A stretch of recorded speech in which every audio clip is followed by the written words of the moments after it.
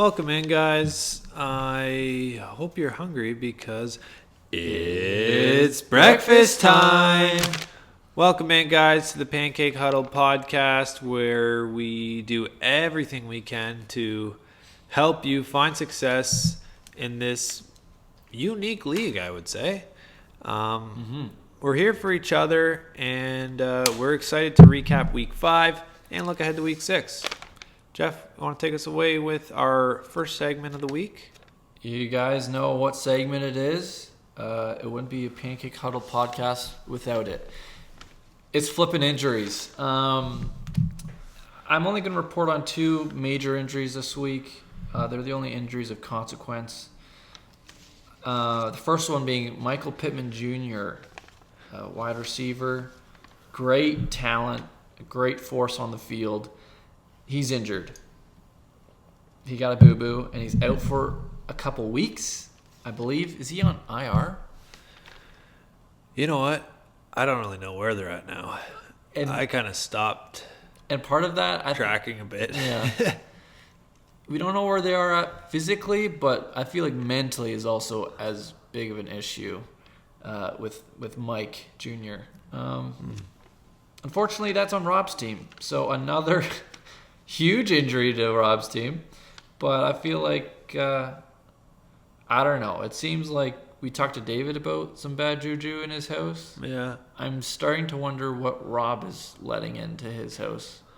I saw him the other day, and he was bragging about how, the type of music he listens to, and I wonder if that's maybe an avenue in which something's getting in, because this doesn't seem right what's happening with Rob's team. Yeah, he's not usually an unlucky guy. Yeah. He usually gets a lot of breaks. So this is kind of strange to see his team getting hit and hit and hit and hit. Yeah. So something's up. Yeah.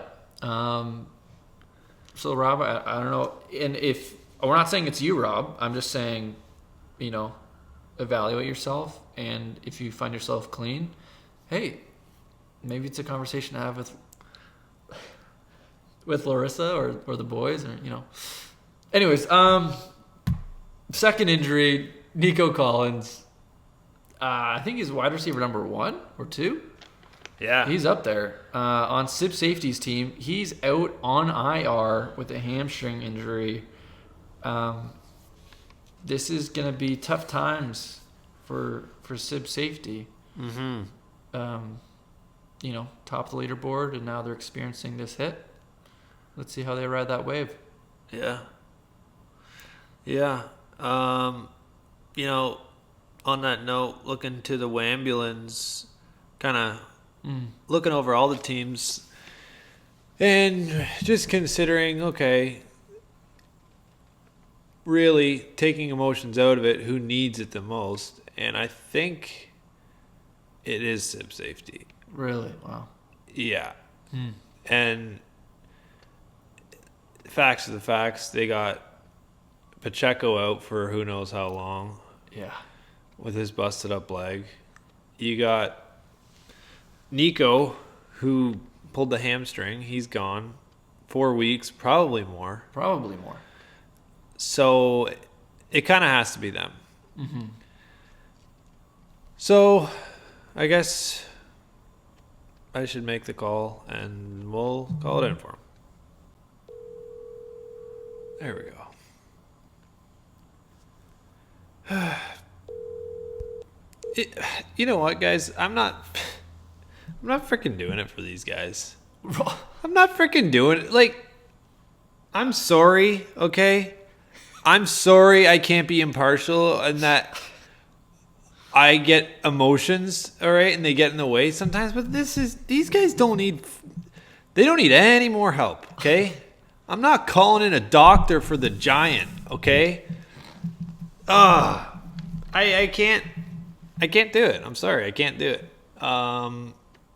And don't give me shit for that, okay? If you were here in my shoes, I don't think you'd be doing it either, okay? And it's hard to want to help someone when you feel like they're just kind of conniving. Like they're top dogs, and you know what? I'm not pointing fingers, but it does make me raise eyebrows when I see certain transactions happening on league activity. You see players get dropped, and then, oh no, how convenient. They get picked up immediately, not running through waivers properly, not going through the system set in place. We set up parameters, we set up the league, we set up the rules, and then you see giants who are already crushing, and they got to get another advantage over the little guy. And no, I'm not helping out this team that seems to know how to help themselves already. Yeah. Okay? They're helping themselves to the pie. They're getting an early piece of the pie before the rest of us have even sniffed it. Yeah. And half it's gone. There's players I would have loved to have on my team, but they're no longer on the waivers. Yeah. They got snatched up real quick. Yeah. And I think if you're listening, you know who you are, and I'm just going to say, please abide by league protocol and league rules. I don't want to have to say this again, but this is a public verbal warning, and we'll just leave it at that. Yeah, it's a shame what's being made of the league, because it's not just, they're not just casting shame upon themselves when they're doing that, they're casting shame upon the whole league. It feels like a bit of a spit on the name and the renown that this league carries, and it's honestly, it's sad. It's sad to see what's happening to it and what people are, resorting to. But I hope people take to heart what Jer has so vulnerably shared. And yeah, let's do better and be better. Well, after that stern talking to, would you like to introduce the next segment? Yeah, guys, I hate being that stern, rule guy. But it's a role I have to play at times, and let's just have fun. We're gonna get back to the fun. Come on, guys, let's get into it. Let's talk about the week, how things went. Back to the two-headed beast. It was match of the week recap versus match of the Sib safety versus Baramy. That's me. Bit of a rough week for me. My star kicker, Moody, he got hurt early on in the game, and he was on pace for a monster game. Yeah. He was on pace for, I think, 24 to 30 points. Wow. He still gave me 8 points, even with the early injury, and I'm thankful for it. But that would have put me over the top, I think. And then on top of that, I had Derek Carr hurt, and so how is my guy Olave supposed to get points when his quarterback's gone? Yeah, how's he supposed to catch the ball if no one's throwing him the ball? How's 1 + 1 = 3 when one's gone and hurt? Exactly. So that sucked for me. And then, egg on my face. I'll own this one. I started Darnold over Baker. And that was a big swing in points as well. So the monster got lucky in a sense in that I, made some mistakes and I got unlucky and I suffered a loss. And this is a new feeling for me. Is this your first loss then? Yeah. I thought I knew it was probably coming, but until you experience loss, you don't know what it feels like. And you never know when to expect it. No. You know it's coming, but you don't think it's going to be coming now. And not for me. Right. Yeah. So, kudos to them. Sib safety. They're the real deal. I faced the Giant. I looked him right in the eyes. All four of them. Yeah. And I was outmatched. Okay? And for the rest of you in the league, be on the watch. They are not playing around. No. They're not taking hostages. They're killing everyone. Yeah. So look out for SIB safety, and if I can get another couple set of eyes on some of the league activity, that would be great too. Okay? Look out for them there. Look out for them in the field. Yeah. Look out for them everywhere, okay? Because any you can give them an inch, they're taking a mile. All right? Yeah. So when you're setting your lineup, when you're matching up against them, do it thoughtfully. Do it carefully. And be ready for anything because they're taking people down. Yeah, and that especially goes to Jeff Caterberg, who's up against SIB safety next week. Be on your guard. Yeah. All the best to you, Jeff. All the best. The second matchup we'd like to cover, Cook, Line, and Sinker versus Nom Nom Nom. Big points from both teams, but only one can win.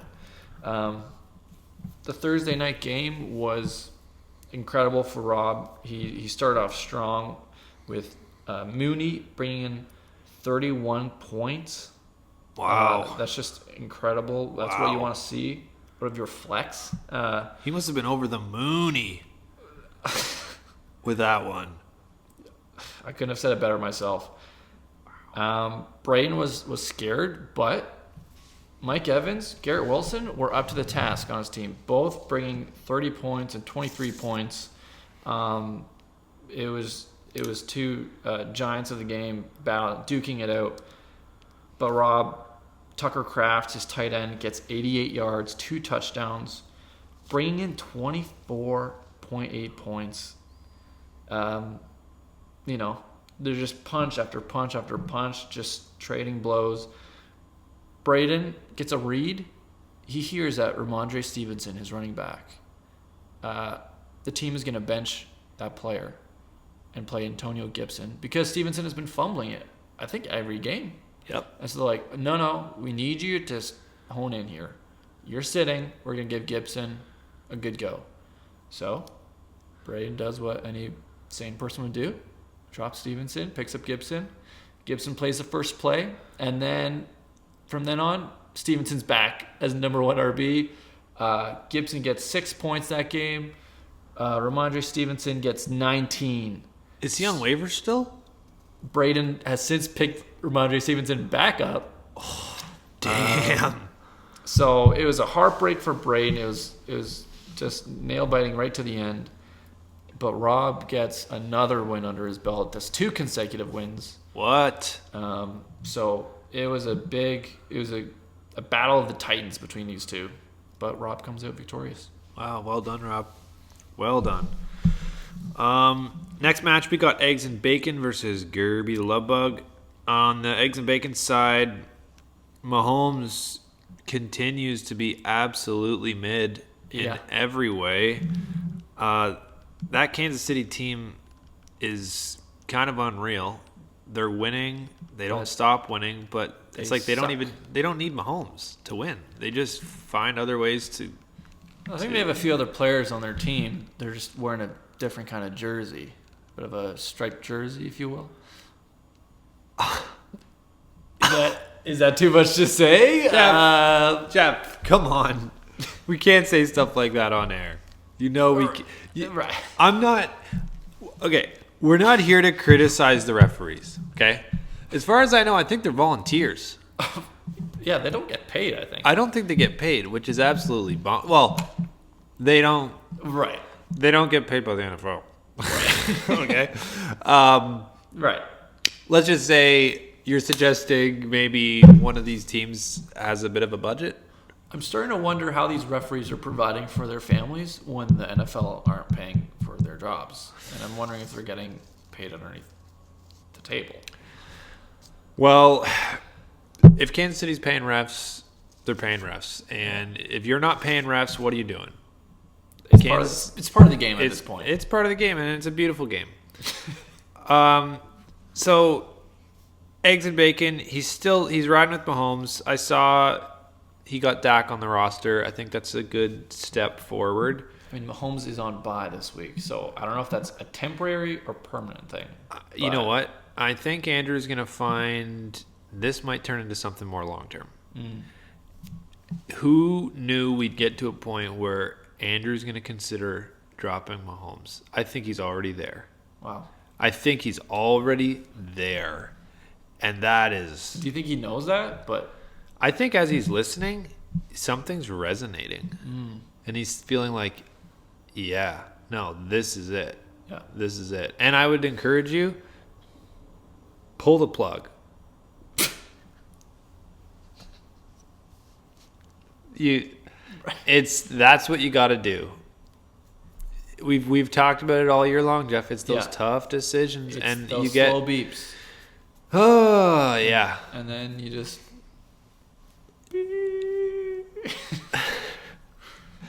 Yeah. I agree. There's no alarm bells yet, Andrew. Your team, you're still there. You're in the middle. It's a little worrisome after seeing just kind of that overall mid scores, but you know, it's not time to freak out. It's just you're starting to think a little bit more. Okay, what do I need to do to turn the ship around? And as he said in the chat, Andrew, you might need to add some pancakes to your breakfast menu. All right, it might not just be eggs and bacon. There might be some pancakes on that breakfast menu. Bit of a combo deal. Yeah, you might get forced into a combo deal if you keep stacking up losses. You're not going to be stacking up only losses. You're going to be stacking up pancakes. Wow. So tread carefully on the Gerby side of it. Wow. Yeah. Wow. This guy's in tight end ecstasy right now. You look at those two tight ends. Wow. We're drooling over here, just ogling that team, wishing we could have a bit of that going on over here. Just a morsel. Just give me a piece. I don't even know who my tight end is right now. We got eggs and bacon. Eggs and bacon starting in Njoku for 2 points. And then you got Gerby with Brock Bowers, 23 points on the week. Kelsey, 18 points on the week. 16 points. Like, man, this guy, I think I criticized you, Gerbs, at the beginning, seeing you drafting too, and I'm eating crow. I'm eating crow in a big way. That was a next level move. Great draft choice. And I think that pickup you made, Kareem, coming through. Gerb is back in the hunt. Oh, wow. And it's no coincidence that Kareem has a role to play there. That was a clutch pickup. And I think that Gerbs has proven that your draft does not define you. Your draft does not define you. And we are more than our draft. And we can be more than our draft. Wow. And it's the everyday actions that we make on the waiver wire. Setting our lineups. Yeah. Being diligent. Yeah. Those little details that no one sees. Those everyday decisions. That's what sets you apart. And Gerbs is figuring that out. And he's showing us the template and the format. This is what you do. When everything goes wrong, this is what you do. Yeah. You're not your past. No. You're not your past. And you can start making decisions today. Yep. You can start turning the ship today. And it feels like some players in this league, they are so set in their ways, and they're so down in the dumps from the draft. They had a bad draft, an unlucky draft, they might say. And the team that drafted 3 QBs, has a banging squad now. Absolutely. Wow. You know, you can't be a victim with your hands tied if you want to see success in the league. Yeah. You can't be a victim to injuries, bad luck. Because it's never going to change. There's always an excuse. And Gerbs is showing us, hey, stop making excuses and start making moves.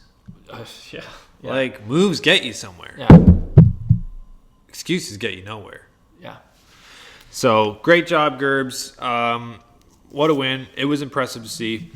Next match, Camera versus Bear Necessities. This was the wolf versus the bear. Wow. It was quite a matchup to behold. Cam was steady. You looked at his lineup; he was steady. His scores were good. His players were good. It was steady, and you can tell he kind of held back a bit. Interesting. He kind of held back, and I would say it's not a coincidence that as soon as we call out that wolf for what he is, he tightens up that sheep's clothing.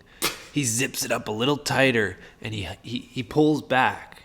He holds back. He's still racking up points. Right. But he wants to go back in the shadows. He's trying not to stand out. You shine a light on a wolf, you know what he does? He runs. He goes to the darkness. I didn't know that. He goes to the darkness. And Cam's hiding in the shadows, but he's still a wolf. And you get too close, he's going to bite your hand off. Wow. He may have lost this week at the hands of the bear.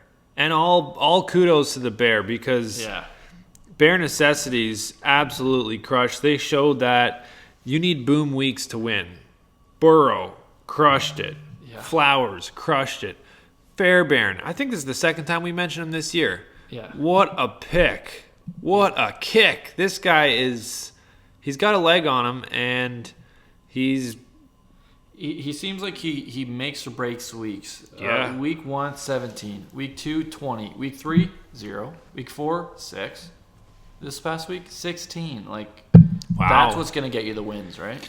And I think some people saw the 0 and the 6. Right. And they saw Jeff set him in the lineup again. And they thought, what? Jeff, is that just laziness? Is that just, you know, do you even care? Sitting back? Yeah.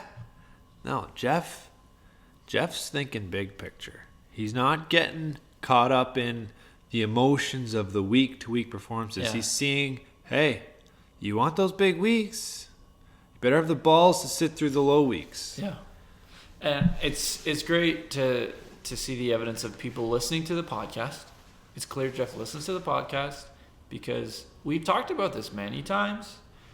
You know, you don't have your hands right up to your face looking at, just day by day. You're looking at the big picture. Yeah. And that's exactly what Jeff's been doing, and it's paying off for him in big ways.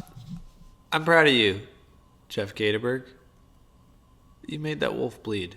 And you hurt him just a little. And I think that maybe that gives us the hope that we need to know, hey, we can make him bleed too. We can do it too, together.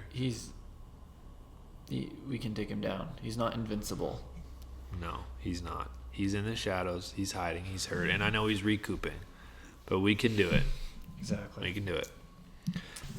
Jeff, you want to take on the final match of the week? Yeah. Recap? Yeah, I mean... Yeah, I don't know. It's not very... Yeah, not very interesting. Love Hurts versus Rocks in a Pouch.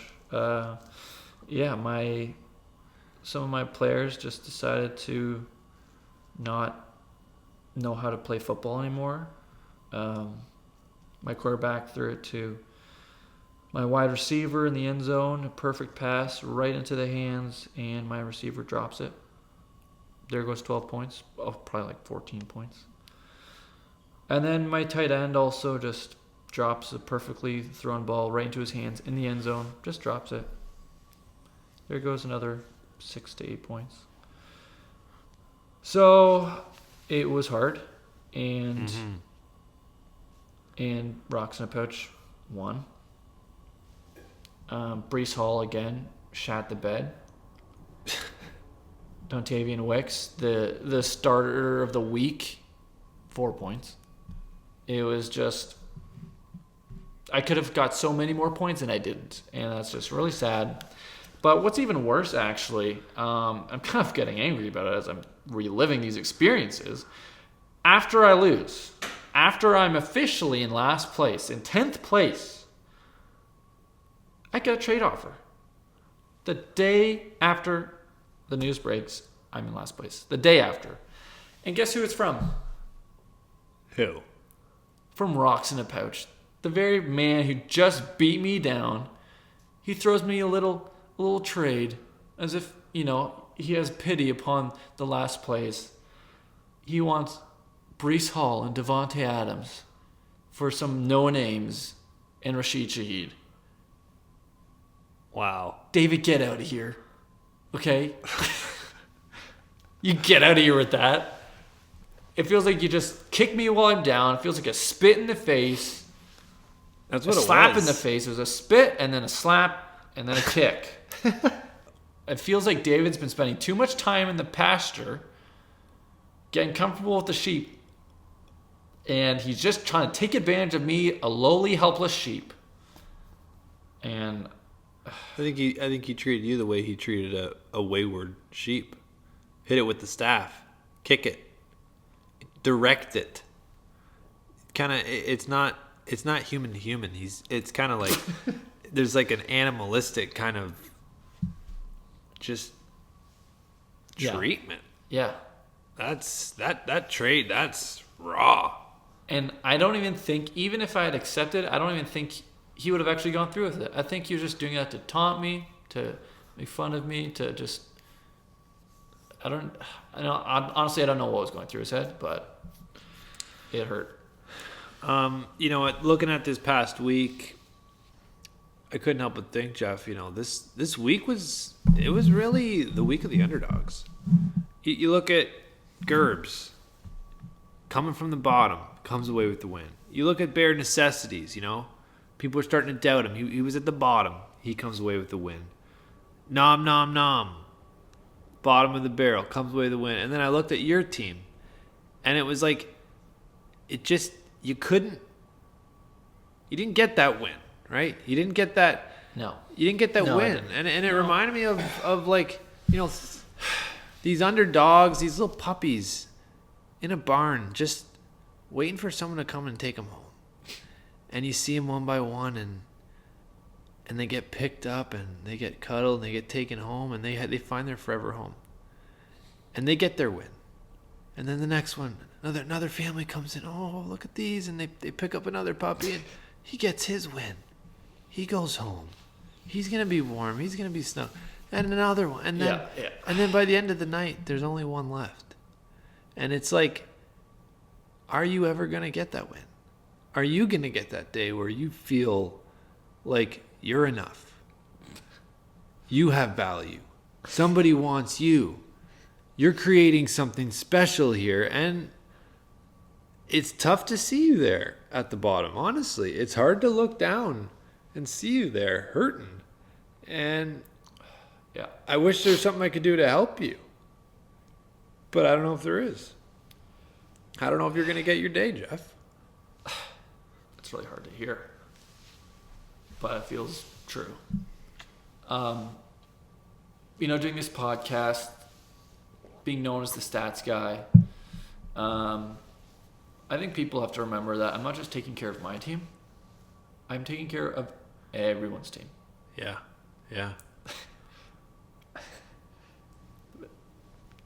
With doing this podcast, it feels like I'm taking care of everyone's team.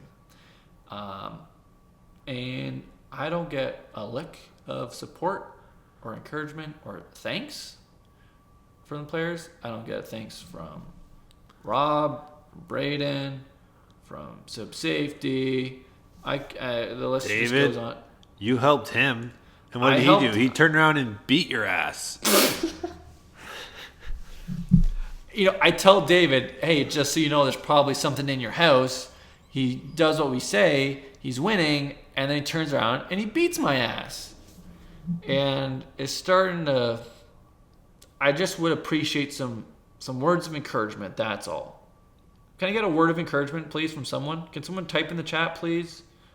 Because it feels like I'm doing all this hard work every week. Jeremy, too. Yeah.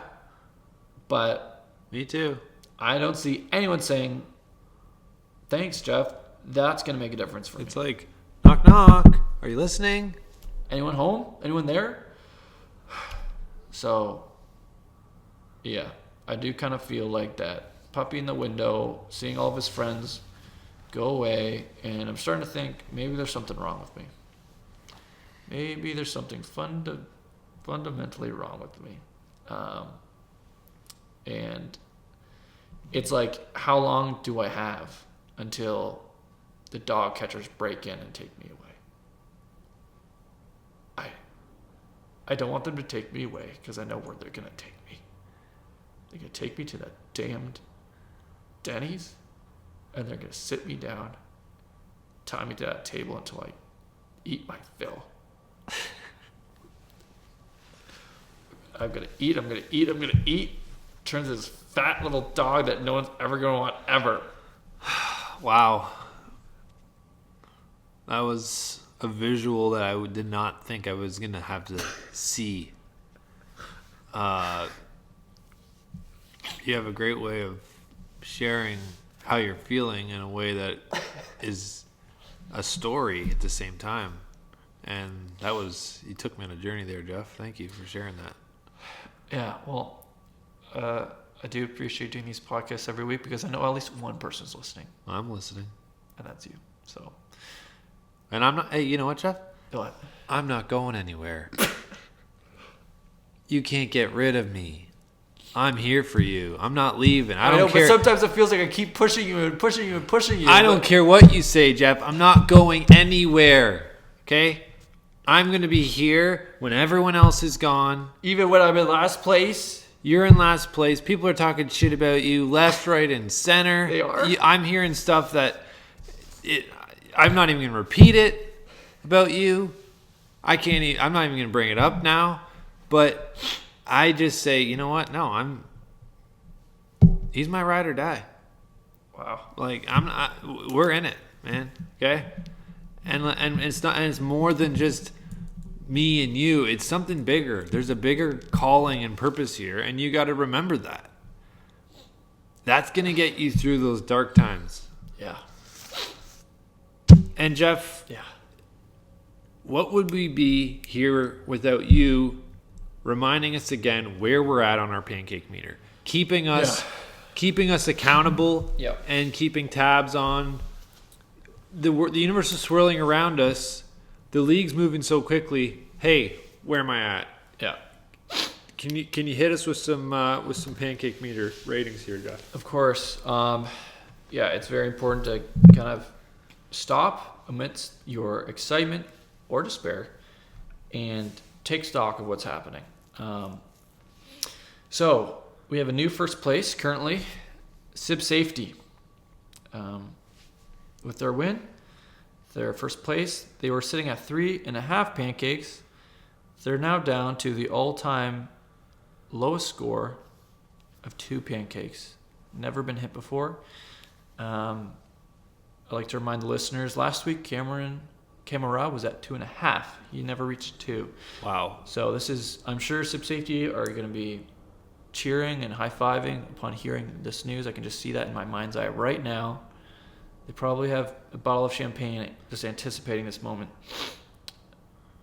Yeah. Wow. Second place, Bearamy. You were sitting at 3 pancakes. Yep. And you told me, and correct me if I'm wrong, you said you were going up to 3.5 pancakes. You know, you're absolutely right, Jeff. That's exactly what I said to you, and I meant it. I'm not scared. I'm not worried, but I'm also a realist, and I lost, okay? It wasn't my fault, no. Did I play a cheater? Maybe. But I lost. Right. And a loss is a loss, and it's got to add up. And it doesn't add up to 3; it adds up to 3.5. And I'm going to be real with you guys. I'm not playing my team and trying to position my team for any advantage. Yeah. It is what it is. I lost, and my rating goes up too, and your rating might go up too. Okay, it's part of the process. This is not a biased decision. Jer and I are not making these decisions. I feel like this needs to be a constant reminder because I keep hearing talk week by week. There's an algorithm that Jer and I have carefully made. High-tech stuff you guys won't understand. And we just plug in the data and it spits out the number. Yeah, and you did an amazing job setting up that algorithm, Jeff. And the work and the stats and the numbers and the projections that went into that was like, whoa. Jeff tried to explain it to me, and I said, "Oh, no, you lost me. Lost me a long time ago." But it was in depth. It was thoughtful. It was curated, and we are going to trust our system, and we ask that you trust the system too.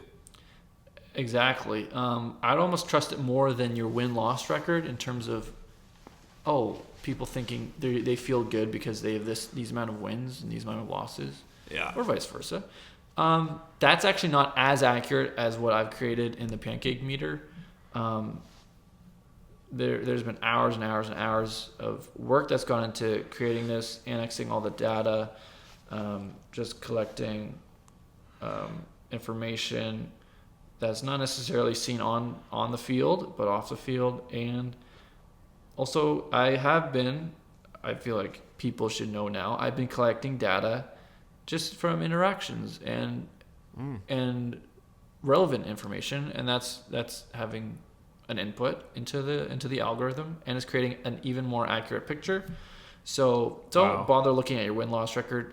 Look at this. If your number's low, you're in a good place. If your number's high, you better think about what you're doing, because something's not working. And I think as we go through the season and this algorithm gets perfected, I think we're getting close to a point where we may even next year, I don't know, it's worth discussing for sure, but this might even replace the standings to determine playoff position next year. Interesting. I don't know. Yeah. Like, it is more accurate than win-loss. Yeah. So why does win-loss need to determine who gets into the playoffs and has a chance to win the whole thing? I think I'm not saying we're going to make a move on you guys. Don't worry. But it's worth at least discussing if this could maybe be the model to determine who wins it all. This is something that's been discussed internally for months with Jer and I now. Like Jer said, we're not changing anything this year. Don't worry about that. But because we know it's a hard shift, but we know it'll be a better shift going into next year. Nothing's for certain, but those discussions are being made. And who's involved with those discussions? We'll decide. You know what? Everyone can have a voice, but not everyone's gonna have a vote. Wow. And that's a really important distinction to make. Yeah. Feel free to voice your concerns, but know this, you may not have a vote. Third place, unless you have something else to say. No, I think that about wrapped it up. Yep. Okay, third place, Rocks in a Pouch. Wow. Surprising to see him up here, but 7 pancakes. He was last week down to 6.5 pancakes. You'd think it would be lower, but he still has the third fewest points. Again, this is more accurate than the win-loss record. Yep. David's probably thinking he's fine. He's not fine. Fourth place, Eggs and Bacon. Was sitting at 5 pancakes, lost. He's now sitting at 7.5 pancakes. It might seem harsh, but he has the second fewest points. That's just the way it is. Yeah. And I think we're starting to see the difference between the pancake meter, the accuracy of the pancake meter, and the accuracy of the win-loss record. 5, Camera. 2.5 pancakes. He did lose. However, we know Cam. And he's staying at 2.5 pancakes. Yeah. Can you give some more insight into that, Jer? You know what? It goes back to what we said earlier. He's still a wolf. We haven't killed the wolf. Yeah. He was pulling back. His team had a much higher ceiling, and this is nothing against bare necessities and his win, but I think it was a kind of a wolf playing a tactical move. Yeah, it was tactical. He was playing around. Yeah. And it's kind of patronizing is what it is. It feels like that. It feels like he thinks we're too dumb to notice. Yeah. And we noticed. And we're not gonna give him what he wants. He wants us to put him way up high on the meter and make him look like I'm not a threat. He's not a threat. Well, we saw through it. Yeah. We're starting to see through it. We're getting wise. Yep. 6th place, Bare Necessities, was at 7.5 pancakes. A strong win. He's down to 5 pancakes. Pretty impressive. Really impressive. Yeah. 7th place, Cook, Line, and Sinker. Was that 4 pancakes? Lost to Nom Nom Nom. It was a hard-fought loss, but I think we're seeing some of that management issues with the players. Yeah. And that is more concerning than just a player's bad performance. This is an intrinsic core part of your success is how you manage your team. And I think we saw a crack in Braden's mentality, despite kind of doing what any person might do in that situation. I think that was the rookie mistake. I think that's your first instinct. That's what the rookie would do. Yeah. But in this league, if you want to win, you don't think about the first instinct. You say, wait, what's my second instinct? And I think you need to learn to trust your second instinct. That is critical. Critical. Exactly. And so we'll see how Braden, evolves. Hopefully it's an evolution and not a de-evolution. But he's now at 5.5 pancakes at 7th place. That's fair. 8th place, Gerby the Love Bug, sitting at 7.5 pancakes. A very strong showing. He's down to 6.5. He's going a good trend these past few weeks. If he keeps it up, he's going to be sailing down in pancakes. Yep. 9th place, Nom Nom Nom. I think this is the first time that he's not 10th. He's not last. He was sitting at an all-time high of 9 pancakes. He won his week. And so his pancake score is now still at 9 pancakes. Rob, this shouldn't come as a surprise to you. I know you're going to be surprised, but this shouldn't come as a surprise because you have the fewest points. And really, what's the difference between 10th and 9th? They might as well still be last. You got to do a lot more consistently if you want to make any dent in that score. That's fair. That's a good point. We can't be so reactionary with a win or with a loss. No. You're looking deeper than that. The algorithm isn't emotional like you or I or Rob or any other player in this league. It's very stats based. Yeah. Last place is. You can say it, Jeff. You can do it. Jeff, hey, you're not going to do this every week. You're not going to have to do this every week. Excuse me. I do like to pride myself on being professional, but sometimes emotion does come over me. 10th place is Love Hurts. My team. I was at 6.5 pancakes, and the algorithm has proved that I'm now at 7.5 pancakes, which is comforting in a way because you think 10th place would be much higher. I mean, look at Rob and his history, but I think it sees that I am almost tied for 3rd place for most points. It sees that my team is a winning team. It sees that you're making the right moves. I'm making the right moves. But nonetheless, it is important to get a win, and that's something that seems to elude me week by week. It's been hard. It's been unlucky. And I'll leave it at that. You know what else, Jeff? What? The algorithm sees that you still believe. You're still fighting. You're not giving up. Yeah. And I think that's also part of what plays into your score. You don't gotta freak out yet. Yeah, you got a high score. You have a high score. Yeah. Okay? I'll say it. Yeah. 7.5 is high. But Yeah. you're still believing, and that still plays a part in, I think, giving hope that, hey, at least you don't have the highest pancake score.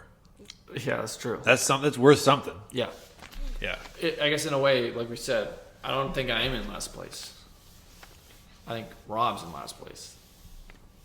Yeah, that's probably more accurate. With the pancake meter being more accurate than the win-loss record, by definition, and this is not coming from my decisions, it's coming from the pancake meter. Rob is at 9 pancakes. He's in last place. That's just the way it is. Record be damned. Records be damned. And that is your pancake meter segment. And we teased it before. We're not going to let you down. Oh, I'm so excited for this. This is our new segment, Whisk It All. Whisk It All. This is a special segment, and this is it. It's for only a select few, and I encourage you all to listen in. But this is going to be a segment that it's all about helping your team get to the next level. And sometimes you find yourself at the end of your rope. Sometimes you find yourself at the top of that pancake meter rating. Yeah. And for those teams that are above 7 pancakes, this segment is for you. Wow. Something's wrong with your batter. Those pancakes are coming out nasty. And sometimes you got to start over. Something's wrong. And you got to whisk it all up again. And you got to make a risk to really break through that ceiling. You can't just keep doing the same thing and expect different results. Yep. I think Thomas Edison said it best when he gave the definition of stupidity. It's doing the same thing and expecting different results. Wow, I didn't know he said that. Yeah. So, without further ado, this is Whisk It All. We are going to be highlighting one team in each of these segments. And the team that we are going to be highlighting this week, it's Nom Nom Nom. You need to whisk it all, Nom Nom Nom. And I'm going to tell you exactly what to do. You are the highest team on the pancake meter. You're at 9 pancakes. You got a team that is kind of in shambles. Yep. You need wins now. This is what you got to do. This is your big risk. You got to trade McCaffrey. Wow, the number 1 pick overall. And I know you're feeling like you've held him this long.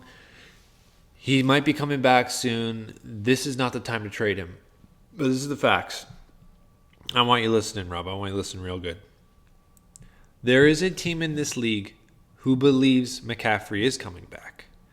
They don't think he's coming back next week. Maybe not the week after that. But they believe he's coming back. Maybe week 9. Maybe week 10 he's back.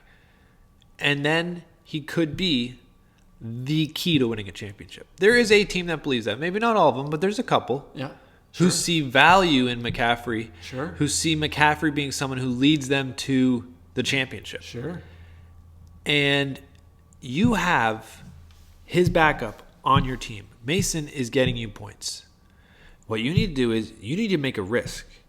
And you need to say, I'm going to believe that McCaffrey actually is not valuable. He might not come back. He might not be what he was. Yeah. I'm going to trade him to the team that believes he is, and I'm going to get back a wide receiver 1, wide receiver 2.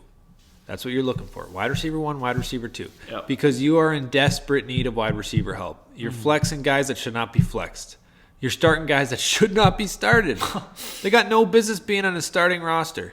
But you're forced to do that because you're carrying this dead weight. Yeah. You need to trade McCaffrey. You need to get a good, solid wide receiver. And you need to hope that really, when you look back, you'll say, thank God I did it. Yeah. Because he never came back. And if he never comes back, it's a double win because you have his backup. Yeah. So you're getting 2 solid starters. The rest of the year, they're going to turn your team around just by making that risk that McCaffrey never comes back and making the move. Yeah, you can't think long term, Rob, when you're in this position. Yeah, I think short term, you gotta start getting those wins now. Yeah. I think on top of that, just that bench space, having him hog up the bench, we know the success the key to success in winning this championship is who do you have on your bench? And if you have a bunch of dead weight and injured people on your bench, you got no hope. And when I look at your bench, Rob, I'm seeing Rashee Rice. This guy isn't coming back for the remainder of the season. That's like what's been said about him. So why is he still on your bench? I mean, this is no-brainer stuff, Rob. I almost feel bad saying it publicly where everyone can hear. It feels like I'm scolding a kid in front of his classmates. This is Fantasy 101, Rob. You got to drop him. And you got to drop him now. Okay. I'll leave it at that. We're going to move on to probably the fan favorite. We've heard probably the most feedback on this segment. It's been great, the feedback we've been getting. And this is one where we highlight the expertise that we have in the room. And Jeff, I don't know where we'd be here if it wasn't for you.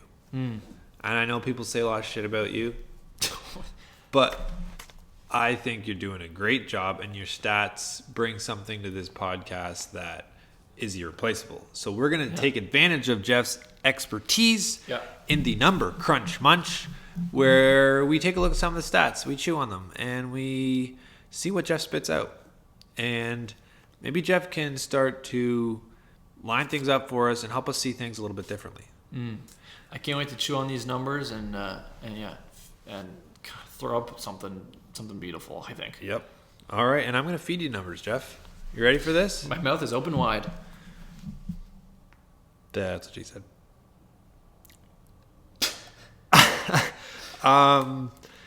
Okay, so this week, Jeff, for the number crunch munch, I'm going to give you the name of 6 fantasy players. Now, these are going to be flex players. It could be a wide receiver. It could be a running back. Maybe I'll throw a tight end in there. I don't know. I'm going to give you a list of 7 names, and I want you to rank them from 1 to 7 on who has the most fantasy points on the year so far. Okay. Pretty straightforward? Sounds straightforward to me. You ready to go? I'm ready and I'm excited. Let's go. Okay. The first player is Chris Godwin from the Tampa Bay Buccaneers. Okay. The second player, Jordan Mason, San Francisco 49ers.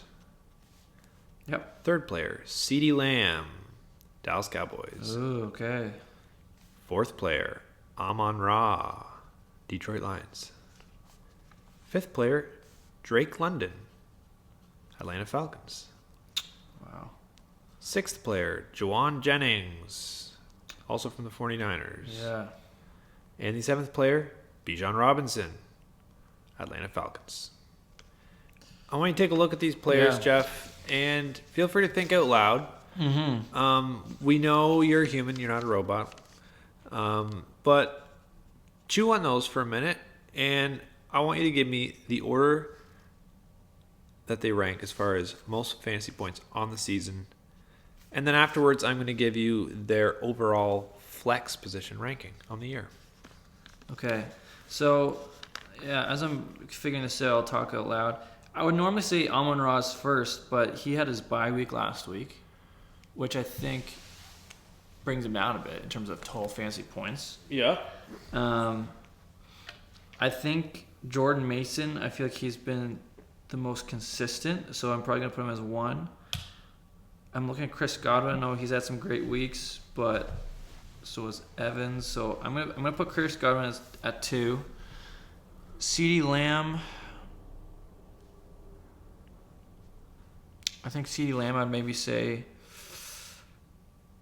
Oh gosh, this is a tough one. This is a good one. I feel like I'm chewing on some bone here. I'm trying to maybe some cartilage. I'm trying to figure it out. My tongue's kind of like, what is that? What is that? What's that in my mouth? I'm gonna say Chris Godwin 2. CeeDee Lamb 3. Drake London 4. Juwan Jennings 5. Bijan 6. Oh, no, I forgot Amon-Ra. Oh, gosh. The bye week is just there to mess you up. It really does mess me up. It's just there to screw you up a little bit. You're too good. Okay. All right, let's try this. Jordan Mason 1. Chris Godwin 2. CeeDee Lamb 3. Amon-Ra 4. Drake 5. Drawn Jennings 6. Bijan 7. I think Bijan Robinson hasn't done anything of note at all. Well, I'm putting him at 7th. Drawn Jennings, I feel like has had a... I remember that pop-off week he had, but I also know he hasn't been that incredible, kind of. So that's why I put him near the bottom. Drake London has had some pop-off games, but I also know he's been sitting on... I think Cam has him. I think he's been sitting on his bench for a while, so that's got to be for a reason. So, yeah, that's what I'm doing. Okay, so give me, on that list, who did you have number 1 of those 7 players? Jordan Mason. So, Jordan Mason is not number 1, but that was a good placement. He is number 3 on the list. Jordan Mason, right now among all flex players, that's all running backs, wide receivers, and tight ends, Jordan Mason has the 13th most points, but he is number 3 on our list for total points. Oh, okay. Who did you have number 2? Chris Godwin. Chris Godwin, good pick. He is not number 2. He is number 1 on our list for total points. Chris Godwin, among all wide receivers, running backs, tight ends, is number 10 on the year right now. Pretty impressive. Wow. Who do you got number 3? CeeDee Lamb. CeeDee Lamb is not number 3. He is number 5 on our list. Damn. 22nd overall among all flex players. He was not drafted to be 22nd overall among all flex players, but that is where he sits. Yeah. Okay. Amon-Ra was 4th. Amon-Ra was 4th. He's actually 6th, and he sits at 37th among all flex players. Although, you're right, he did have a bye week. I would love to see his weekly average. Drake London is 5 for me. Okay, so you had Drake London at 5. Drake London is actually number 2 on our list. And he's sits number 2 at 11th overall among all flex players for points. He's the real deal. Sheesh. Juwan Jennings at 6. Juwan Jennings is at number 4 on our list. He's got more points than CeeDee Lamb on the year. He is the 20th overall player amongst all flex players. Wow. Kind of amazing. And so this one I got right. Bijan at 7th. You're right. Bijan is at 7th. He's kind of crapped the bed. I don't know if he's crapped the bed or his team crapped the bed, but he sits 40th amongst all flex players. This is not where he was drafted. Once again, he was drafted to be, I don't know, maybe like 5th overall amongst all flex players. Yeah. And this is fantasy, guys. Yeah. This is why we do this. This is fantasy. This is Bijan is a bone you spit out. You have a taste, you spit it out. And last year I had Bijan, and I knew that taste all too well. Going into this draft, I knew if Bijan is like the next guy I'm supposed to pick up, I'm not picking him. I'm going to the next guy. Yeah. He is a liability, and Sip Safety, who owns him, is starting to realize that. Wow. Well, thanks for that number crunch munch. That was fun. Yeah. It was great to chew on that, and I also learned something new. And I'm also learning. Jeff, I love that you say that, and I think the listeners need to remember that too. And just to hear that, I think is encouraging for them. Hey, we don't have it all together. Okay, we're not perfect. We're learning too. We're kind of learning with you guys. And I know sometimes it feels like we're kind of in that teacher role, which we do need to play, but we're learning too. The parent role as well. Yeah, that's right. Teacher, parent. We're kind of a teacher, parent, sort of counselor. But we're human. Coach. Yeah. Computer, advisor. Computer. System. I think what we're trying to really hammer home is we're human. And though we work with a computer, aka the Pancake meter, there's an algorithm. I am not perfect.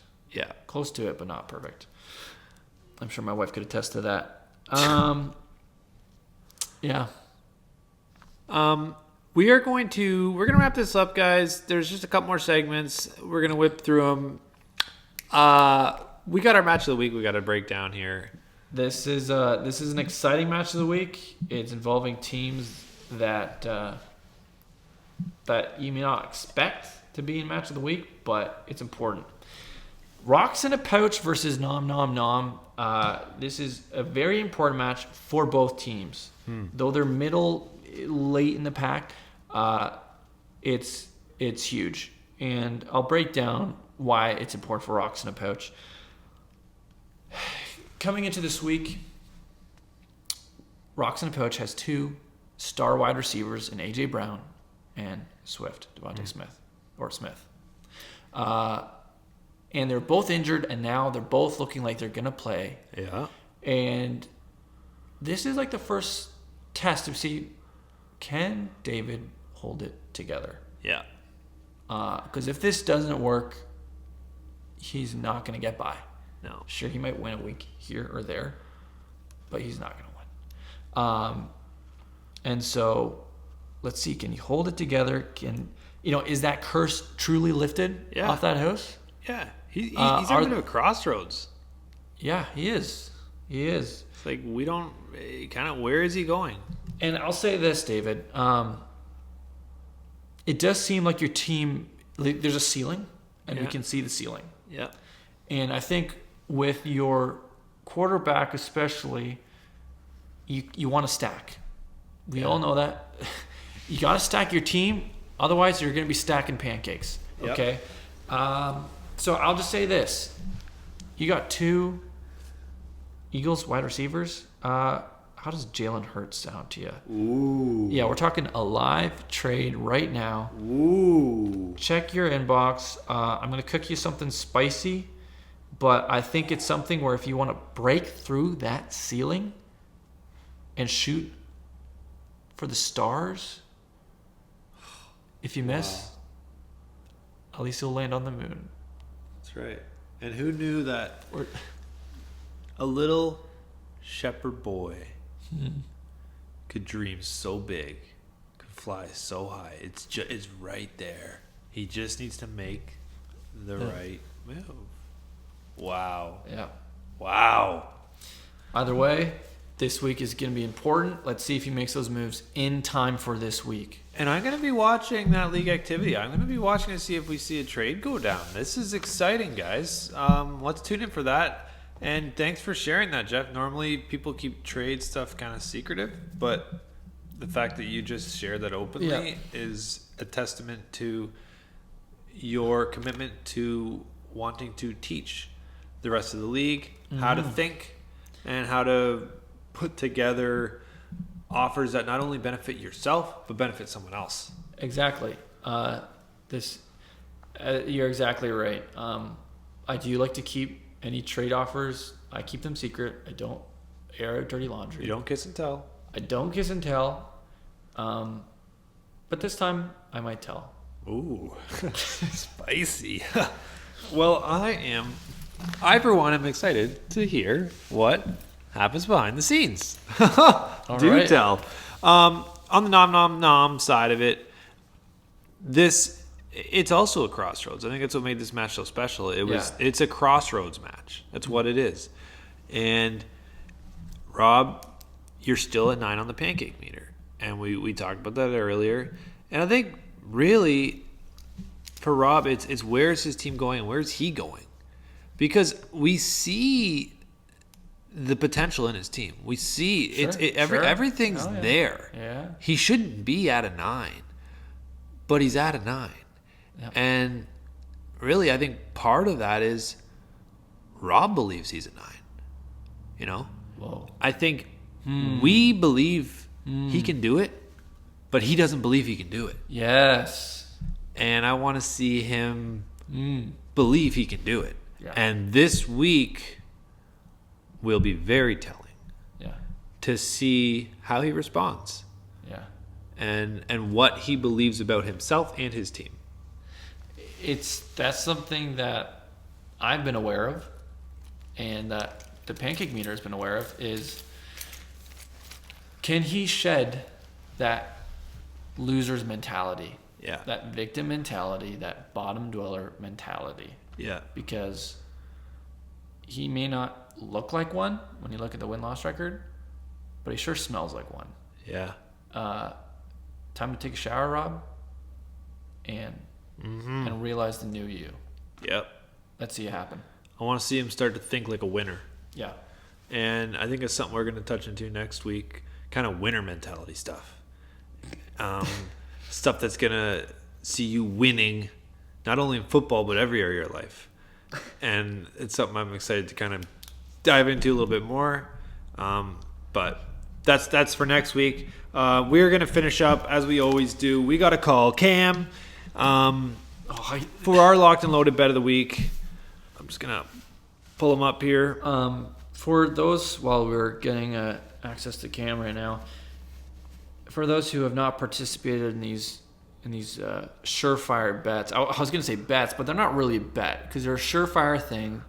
They're just, it's free money, essentially. This isn't gambling when you know the outcome is going to be bank. You guys got to follow along and chase these tails because you're going to be making money and you're going to be making money big. Mm-hmm. And it's not just about you anymore. It's about your families, about your friends. So let's call Cam and see if we can get in touch with him. Fellas. Cam, you're quick. I am. Thanks for taking the call, Cam. Great to hear your voice. Cam, want to do a quick recap of last week? Last week was tough. Got screwed over on that hook in the London game. Otherwise, we would have cashed. Both parlays because Aaron Rodgers sucks. That hurt. Outside of that, I think we had Miami money line as our upset. I think that was even odds, so I think that win just covered our Seahawks -6.5 loss. That game was awful. Cam, you know what? I'm taking the L on that one. That was me, and I think I should have realized these big favorites are having a hard time covering this year. I should have stayed away. I led us into that one. That was a trap. I gotta talk a little less. I loved that spot just as much as you did. So I take equal blame there. But Cam, on to a new week. Some people would see that hook on the parlay and give up, but not us. We keep going. No, it's a scar on my back, and I'm pulling the whip out and I'm saying, "Give me more." I want back at it. Is that all you got? Yeah. Yeah. Exactly. Have you ever felt more alive though, Cam? You know, sweating it at the end of that game. Like we were like 1 point off from hitting the over. Oh my goodness, it was so gosh. Close. There was a time where I was like, "This is a lock to hit," and then it was just 3 and out after 3 and out, and I knew it was dead. And then it started coming back, and it just pulled me right back. But I should have seen it coming. Rodgers has owned me for forever. Continues to own me, but What do you got for us this week, Cam? Hit us. this week's man, some of the spreads, like you were saying on that Giants Seahawks game last week, the spread was just so big. Probably should have paid a little more attention to that. But if we start with the upset of the week, I'm seeing Colts as the underdog versus the Titans. Colts starting, I guess, not sure. Guess I'm going to have to pay attention to the pod with this week to see, listen to that flipping injury segment. But I hope Joe Flacco's starting. If Joe Flacco's starting, Colts as underdogs against the Titans, I love that. I think they're plus 130 on FanDuel. The Titans are so bad. I don't know how anyone could ever bet them, but... So that's why I think we should take the Colts for upset of the week. We're doing it. Lock it in, guys. And then I was tempted. I was going over the slate. I was tempted to go with Arizona plus 210 against the Packers. But it hasn't been confirmed if Jordan Love's starting or not. So I'm probably going to hold off on that one. If Love is starting, I might hammer the Cardinals. If they go to Malik, I'll probably lay off. Cardinals are plus 210? Yeah, plus 210. That seems pretty big. It's a big number. The Wow. Cardinals are a team that's so unpredictable. So I feel like any given week they could win, but then any given week they could also just get absolutely torched. But yeah, I don't know. I don't hate that spot either. Okay. Cardinals. There's something about Jordan Love though that's special, and There's no denying that. Especially bad. Jeff, Cam, I don't know if you're used to being on podcasts, but we tend to not be biased whatsoever. I'm starting to sense a little bit of bias, but we'll forgive you. You are a guest. I think so far it's worked out pretty well for me. That's true. Betting on Malik was great. Betting on Jordan, not great. But if we go to our locks of the week, this is where like those like 6.5, 7 point spreads are really tough. So I think I'm gonna jump to betting point totals this week. There's some games that look absolutely juicy that I want to get in on. Again, we only bet overs because way more fun to bet overs. I like Bengals Giants over 47. Bengals defense maybe the worst ever of all time. Not sure if Neighbors is going to be back this week, but still, I mean, the Giants scored a bunch of points last week. They could probably get a couple this week too. And then Joe Burrow, if he has a fraction of the game he had last week, I mean, they're going to score infinite points. But then I also like Commanders Ravens over 51.5. The point total is getting high, but yeah, I mean, they're both. That's an unreal game. Yeah. What's the over on that? The over? Over under? 51.5. 51.5. It seems pretty good. We're going over. Holy. Yeah. I like it. Got to do it. And then I also like, this is where my bias might be coming in, but Jags Bears in London over 44.5. I know last week London kind of screwed us, but I think these are both better offenses than the Jets at least. True. I think I saw a stat too where the Jags have faced like the third toughest pass defense schedule in the first 5 games of the season. I know the Bears aren't terrible against the pass, but I feel like maybe Trevor's going to turn it around a little bit, build off last week's performance. So I like the over in that one too. I love it. And Cam, this is my favorite one. I hope you got something lined up with a big parlay. Please tell me you do. I do. Oh, I did cook something up. Again, we got another early game. When there's an early game, you gotta cook something for the early game. Yeah. So this is what I have. Let me know if you hate it. Let me know if you love it. I got DJ Moore over 5.5 receptions.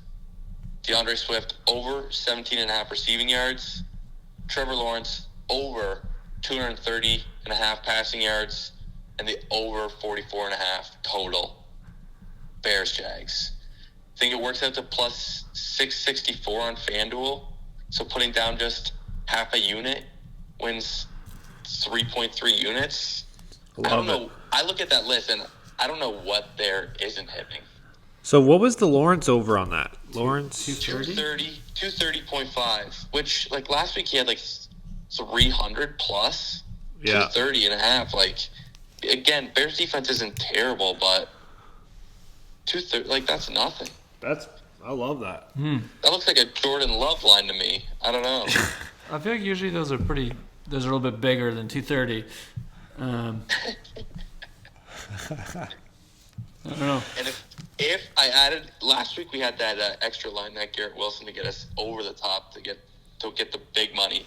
This week I added in Gabe Davis under 2.5 receptions to bring the parlay up to plus 1746. I'm just sprinkling on that one. Don't want to have too much exposure, but I mean, Gabe Davis is so bad. So wait, who does he even play for now? Is he on the Jags? Yeah, I know you never hear him. He's not doing anything. I didn't know that guy still played. So you're running that, and you're sprinkling in a little bit of Davis under 2.5 receptions. Yeah, built that into the parlay to get to the maximum money. Gabe Davis, I guess he has the potential to bust off like one long reception, but to get 3, I don't see that. No. And Cam, that's what we're here for. We're here for the big money. We're not just here for little advantages here and there. We're here to make it big. Yeah, we're here to and I love what you've cooked up. I think it's going to be huge. Capture that golden bag. Yeah, I'm here to pay my mortgage, not buy a bag of peanuts. Amen. All right, Amen. Let's just call it what it is. Cam, my only last request is, can you hit me in the chat with one Thursday night bet that I can put down when I'm sitting on my couch? I'm ready to turn that TV on. I can go to my chat and say, hey, this is a fun bet Cam just put down for Thursday nighter. Okay, a fun bet. Okay, I like it. All right. And we'll see you in the chat. And if nothing else, we'll be talking next week. Thanks, Cam. I love it. Thanks, boys. Thanks, Cam. See ya. All right, guys. Wow. That pretty much wraps it up. Jeff, any notes or anything to send off? Yeah, well, if you guys have been following our league chat, Rob graciously kind of offered a little breakfast party November 9th at his place, 8:30 to 10. We're going to have some pancakes. Wow. And I think not only is it good to just all of us get together and like hang out, but I think it's also important for at least one person because similar to Joey Chestnut, the hot dog eating legend, it takes practice to wolf something down like that again and again and again and again. And if someone's going to be doing that with pancakes, they better start practicing now because, I mean, pancakes are something else. And you don't know what 5 heavy pancakes feels like in your gut until you eat 5 heavy pancakes as fast as you can at Rob's house. Sheesh. And sit with that and see how you feel. Huh. And maybe that'll be just what you need to encourage you, to motivate you to spend a little bit more time with your fantasy football team, maybe. Yeah. Get your priorities in order, maybe. Yeah. Start taking this seriously, because when January 11th comes along, we're all going to be there. We're going to be there with you. Yeah. But then we're going to leave. Yep. It's you and God at the pancake house. And a big old plate of pancakes in front of you. And there's nowhere to go. And there's nothing to do. Yep. But eat them all up. Yep. So please, I encourage you to come. Rob, I don't know if you want to post in the chat if this is, bring your kids, bring your families. Because also that could be important too, to kind of, for the wives to know, or, for the kids to know. Girlfriends, boyfriends. They need to see what's at stake here. Yeah. There's a lot at stake. And I think it's a day like that is going to change everything. Yeah. And I just want to encourage you guys, get in the chat. And it is important to follow along. It is important to participate. Not be a spectator. Not watch on the sidelines. But get in the action. Yeah. Get in the chat. Even if it's a thumbs up. Yeah. Even if it's a heart emoji. Even if it's a crying face emoji. Yeah. That actually means a lot, and it goes a long way to improving league morale and helping us know we're in it together. We're in it together, and I love seeing people talk to one another, but also I don't want anyone to feel alone. Because sometimes when everyone's hanging out together and somebody's not involved, they feel even more alone. So I don't want anybody to stand alone. You go and you start. Let's call some people out who usually don't talk. Let's get some conversation going. Wow, Jeff, I can tell that there's something personal behind that. And I think when you go through pain and you go through personal stuff, it gives you a special insight and voice to know how you can help other people. Exactly. It feels like I'm being a voice for the voiceless. And that's something I'm being made aware of every week, that at the end of the day, it's about helping people. Yeah. And I wouldn't pay 10 cents to go through what I've gone through before. But what I've learned, it's worth more than $1 million. Wow. So I'm going to take what I've learned and I'm going to start making a difference for other people through fantasy, through money, through the bets, through the gambling, and through these times of talking for people who don't feel comfortable to talk. Wow. And I think What's special for me is getting to see you find your voice. And I think you found it here, Jeff.